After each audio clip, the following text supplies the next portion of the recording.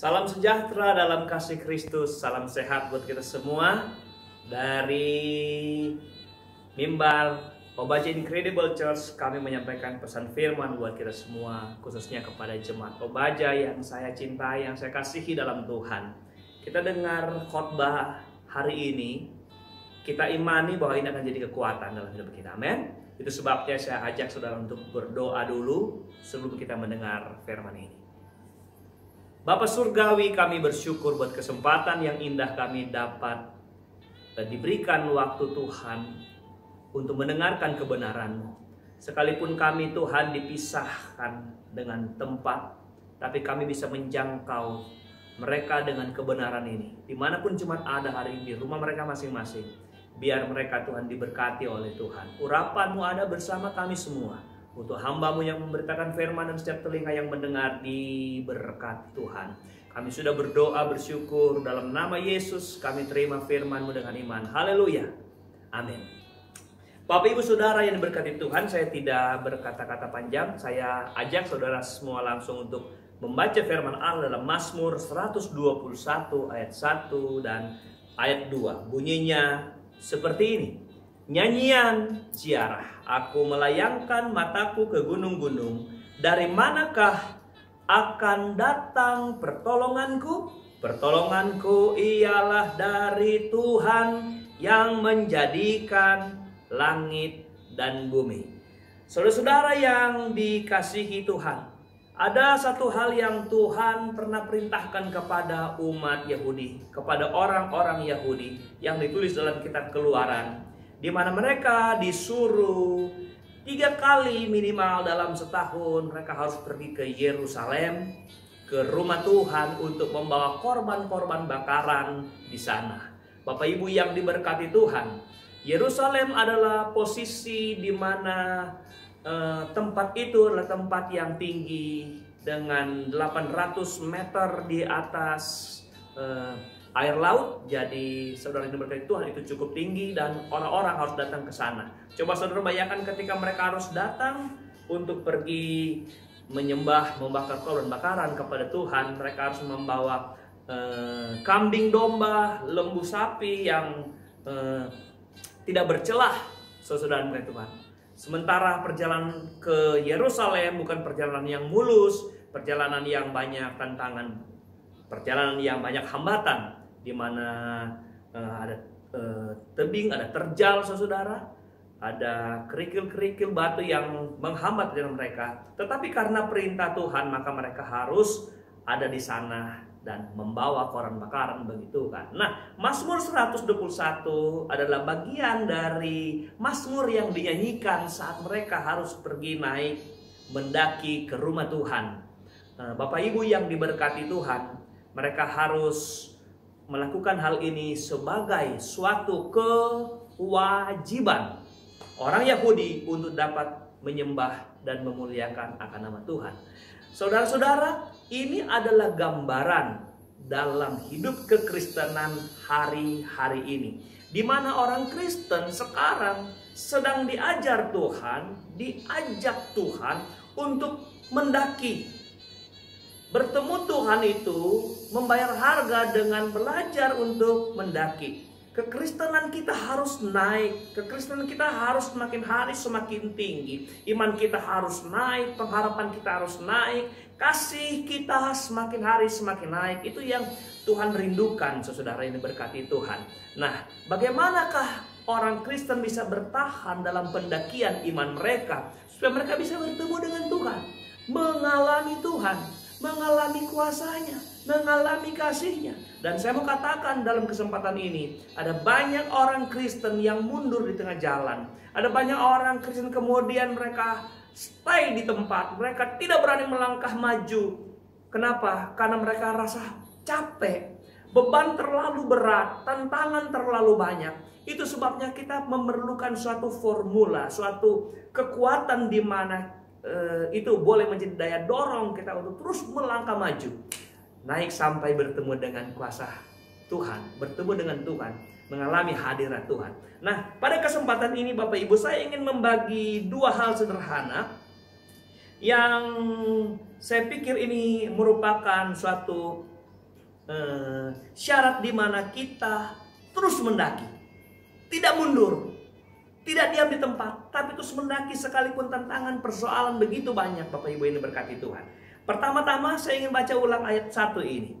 Aku melayangkan mataku ke gunung-gunung. Aku melayangkan mataku.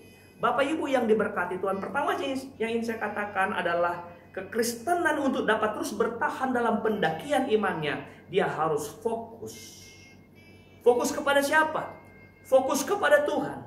Melayangkan mata ke gunung-gunung, tetapi dia meyakini bahwa pertolongan itu datang daripada Tuhan. Saudara yang berkati Tuhan, gunung-gunung di sini saya terjemahkan sebagai gambaran dari persoalan hidup, tantangan hidup, masalah hidup yang silih berganti. Saudara, mungkin sekarang kita sedang memandang kepada persoalan. Saudara, kita sekarang ada dalam suasana terintimidasi dengan ketakutan akibat virus corona, saudara. Saudara, kekristenan ketika memandang kepada Tuhan, tidak memandang kepada gunung-gunung persoalan, dia akan terus fokus kepada Allah. Dia akan terus melangkah maju dalam pendakiannya kepada Tuhan. Ada banyak orang tidak fokus kepada Tuhan, tapi fokus kepada masalah. Fokus kepada berita-berita yang menciutkan kita, berita-berita yang melemahkan kita, berita-berita negatif, berita-berita hoax, saudara yang berkati Tuhan. Akhirnya kita tidak fokus kepada Tuhan. Saudara yang berkati Tuhan, ada banyak orang sakit bukan karena dia terinfeksi oleh virus corona, tetapi ada banyak orang sakit justru karena dia terlalu takut. Saudara, kekristenan untuk terus maju dalam Tuhan harus fokus kepada Tuhan. Satu waktu ada di mana Abraham hidupnya diberkati Tuhan bersama dengan Lot. Bapak Ibu yang berkati Tuhan, mereka ada dalam suatu suasana di mana tempat mereka untuk mengembalakan kambing domba sudah tidak memadai. Dan Abraham mengatakan bahwa mereka harus berpisah supaya mereka punya tempat yang lebih luas untuk mengembalakan kambing domba mereka masing-masing. Abraham memberi prioritas kepada Lot untuk Lot memilih dulu tempat mana yang akan dia ambil. Kalau kau pilih ke kiri, maka Abraham pasti ke kanan. Kalau Lot ke utara, pasti Abraham ke selatan. Nah, Bapak Ibu yang diberkati Tuhan, dalam Kejadian pasal 13 ayat 10 saya baca singkat begini. Lalu Lot melayangkan pandangnya dan dilihatnya lah bahwa seluruh lembah Yordan banyak airnya seperti taman Tuhan, seperti tanah Mesir sampai ke Zoar. Hal itu terjadi sebelum Tuhan memusnahkan Sodom dan Gomora. Dengan kata lain, Lot itu melihat Sodom dan Gomora, tetapi konsep memandang Lot adalah itu seperti taman Tuhan. Dia melihat dari kacamata jasmaninya. Dia melihat dari apa yang kenyataan apa yang sekarang yang sedang dia lihat. Saudara, secara otomatis ketika Lot memilih yang terbaik, maka kita tahu bersama, Abraham mendapat sisanya. Abraham mendapat apa yang tidak baik menurut kacamata manusia. Kenapa? Karena Lot telah memilih yang pertama. Berarti Abraham mendapat yang tidak baik. Tapi engkau lihat Bapak Ibu yang berkati Tuhan, suatu perbandingan antara dua orang ini ketika mereka mulai ada di tempat mereka masing-masing. Lot dengan pandangannya, Lot yang fokus kepada hal yang kelihatan secara jasmani. Kemudian Lot mengalami masalah yang bertubi-tubi. Lot mengalami hal-hal yang begitu dahsyat dalam pribadi, dalam keluarga, dalam rumah tangga. Kita tahu akhirnya istri Lot menjadi tiang garam. Tetapi mari kita lihat Abraham yang memulai dari sisa, memulai dari yang tidak kelihatan secara kasat mata, apa yang menjanjikan, yang menjaminnya mendapat yang terbaik. Tapi justru dia kita berkata Abraham semakin hari semakin kaya dan semakin hari semakin diberkati Tuhan. Kenapa Bapak Ibu diberkati? Karena Abraham tidak melihat apa yang dilihat seperti Lot memandang. Abraham memandang tidak seperti bagaimana Lot memandang, tapi Abraham memandang kepada Tuhan. Dia tidak gagal fokus. Dia fokus kepada Tuhan. Saudara, lembah kelam sekalipun akan menjadi lembah bermata air kalau ada Tuhan di sana. Amin, saudara. Itu sebabnya jangan pernah memandang kepada masalah, saudara. Pandang kepada Tuhan. Engkau gagal fokus, engkau akan terhentak. Engkau akan terhenti perjalanan saudara. Engkau akan tidak mampu berani melangkah maju melakukan pendakian iman saudara. Itu sebabnya fokus kepada Tuhan. Ingat, Tuhan tidak pernah salah dalam keadaan susah dan keadaan sulit kita. Tuhan tidak pernah salah dalam keadaan kondisi sekarang ini, di mana kita sedang dihantui dengan ketakutan-ketakutan yang besar. Tapi saya mau katakan, tetap fokus kepada Tuhan. Engkau boleh di rumah. Virus corona ini telah membatasi engkau dalam persekutuan orang percaya di gereja, di rumah Tuhan. Tapi saya mau katakan, engkau fokus di rumah kepada Tuhan, engkau tetap akan diberkati Tuhan di tempat di mana engkau ada. Tidak ada yang bisa menghalangi orang Kristen, orang percaya yang sungguh-sungguh merindukan Tuhan. Saudara, mungkin ini rencana Tuhan yang indah buat kehidupan kita. Di mana engkau sekian lama tidak menggunakan rumahmu sebagai mezbah doa saudara, sebagai korban bakaran saudara. Tapi inilah cara Tuhan supaya apa? Semua orang percaya menjadikan rumah mereka menjadi mezbah doa mereka. Mereka mendoakan suami, istri mereka, anak-anak mereka, anak mendoakan orang tua di rumah mereka. Mereka tidak terikat dengan liturgi gereja yang hari Minggu harus datang gereja, hari ini harus datang berdoa, hari itu harus datang memuji Tuhan. Tetapi sekarang setiap waktu orang Kristen ditaruh di rumah, mereka berjam-jam di rumah, mereka Tuhan mau mengajar mereka untuk mereka melakukan sesuatu bagi Tuhan. Jadi fokus kepada Tuhan. Amin. Haleluya. Saya percaya Anda pasti diberkati Tuhan. Yang kedua, bagaimana kita terus bisa menanjak? Bagaimana kita terus melakukan pendakian iman kita sampai kita boleh mengalami Tuhan di puncak di Yerusalem, saudara. Mazmur 121 ayat yang kedua bunyinya begini, pertolonganku ialah dari Tuhan yang menjadikan langit dan bumi. Haleluya. Pertolonganku ialah dari Tuhan. Saudara, ketika virus corona ini semakin dahsyat pengaruhnya, beberapa orang berkata, di mana Tuhan? Di mana Tuhan di saat orang membutuhkan mujizat? Di mana hamba-hamba Tuhan membuat mujizat? Sekarang kenapa tidak ada orang yang dapat menyembuhkan? Kenapa tidak ada mujizat? Sehingga mereka berkata ternyata mujizat itu hanya 2000 tahun yang lalu ketika Yesus ada. Lalu sekarang mujizat tidak ada. Tapi saya mau katakan lewat berita firman online hari ini, saya mau katakan mujizat masih ada. Mujizat masih tetap ada. Ibrani pasal 13 ayat 8 berkata begini, Yesus Kristus tetap sama, baik kemarin maupun hari ini dan sampai selama-lamanya. Saudara percaya? Yesus Kristus tetap sama. Dia yang dulu pernah menolong orang, menyembuhkan orang, membangkitkan orang mati, dia pun masih memberlakukan kuasanya terhadap kita hari-hari ini. Kalau engkau berkata, mana mujizatnya hari ini? Tuhan punya rencana yang indah, saudara-saudara, dalam kehidupan kita. Mujizat tidak hanya sekedar bagaimana orang mengalami kesembuhan dari sakit kemudian sembuh. Tapi ada mujizat terhebat itu. Orang berdosa bisa bertobat.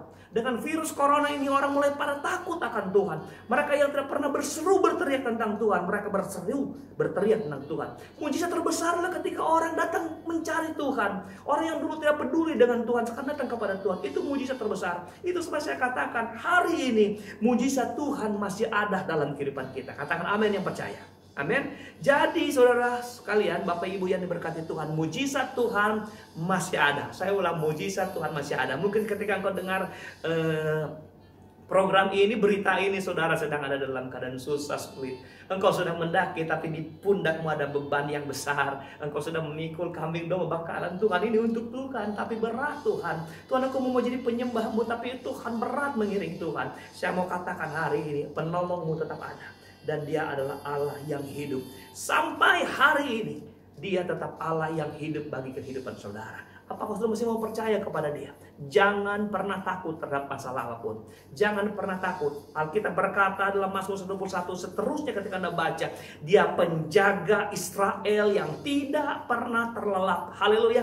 Dia tidak pernah tertidur, saudara. Dia penjaga Israel yang mengamati kita waktu demi waktu, detik demi detik di kehidupan kita. Dan tidak ada satu kejadian pun yang tidak dia tahu. Semua dia tahu.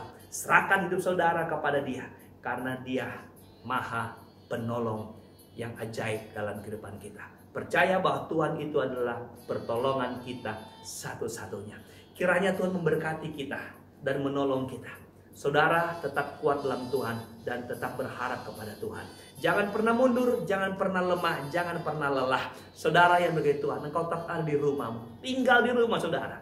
tapi doamu harus semakin kuat. Haleluya. Pujian penyembahanmu harus semakin hebat. Engkau tidak hanya jadi penonton ketika orang membagi berita online, tapi engkau juga harus membakar korban bakaran di rumahmu. Amin, saudara. Jadi saya berharap ketika jemaat Obaja sudah melakukan pujian penyembahan tadi, seperti yang saya sarankan, saudara sudah memuji Tuhan, sudah membaca firman Allah, sekarang saudara menikmati firman Tuhan. Kiranya menjadi berkat buat kehidupan kita semua. Bapak Ibu, tundukkan kepala sejenak, saya mau berdoa buat kebenaran firman Allah ini. Tapi kita nyanyi lagu dulu, Kuasamu terlebih besar. Haleluya. Puji Tuhan. Terima kasih Bapa di surga. Terima kasih buat anugerah-Mu Tuhan. Terima kasih buat kasih-Mu yang tiada tara. Tuhan, Engkau tahu kami adalah orang-orang yang sedang melakukan pendakian iman kami. Kami ingin Tuhan menikmati Yerusalem baru, di mana Engkau ada, di mana Engkau tinggal, di mana Engkau ketika ada, di sana ada kuasa, di sana ada mujizat. Tuhan, kami ingin menjadi sama seperti Tuhan. Tapi dalam pendakian iman kami kepada Tuhan ada banyak tantangan, beban yang berat Tuhan selalu kami hadapi dan sedang kami pikul. Tetapi kami dengar firman Allah, tantangan, persoalan yang besar tidak akan merubah fokus kami kepada Tuhan. Kami terus memandang kepada panggilan Allah dalam kehidupan kami, bahwa yang memanggil kami adalah Allah yang setia, adalah Allah yang adil. Dan ketika kami menghadapi persoalan, kami percaya siapakah penolong kami Tuhan. Penolong kami ialah Tuhan yang menjadikan langit dan bumi. Kuatkan setiap jemaat yang mendengar, setiap telinga yang mendengar. Kami mengalami mujizat setiap waktu di depan kami, karena kami percaya mujizat selalu ada dan tetap ada bagi orang-orang yang berserah kepada Tuhan. Terima kasih Bapa di sorga. Inilah doa dan ucapan syukur kami kepada Tuhan. Kami alaskan doa ini hanya di dalam nama Yesus Tuhan, Juru Selamat kami. Haleluya. Amin. Bapak Ibu yang berkati Tuhan, kita jumpa lagi dalam berita firman yang akan datang. Semua diberkati Tuhan. Salam sehat. Tuhan Yesus memberkati kita. Haleluya. Puji Tuhan.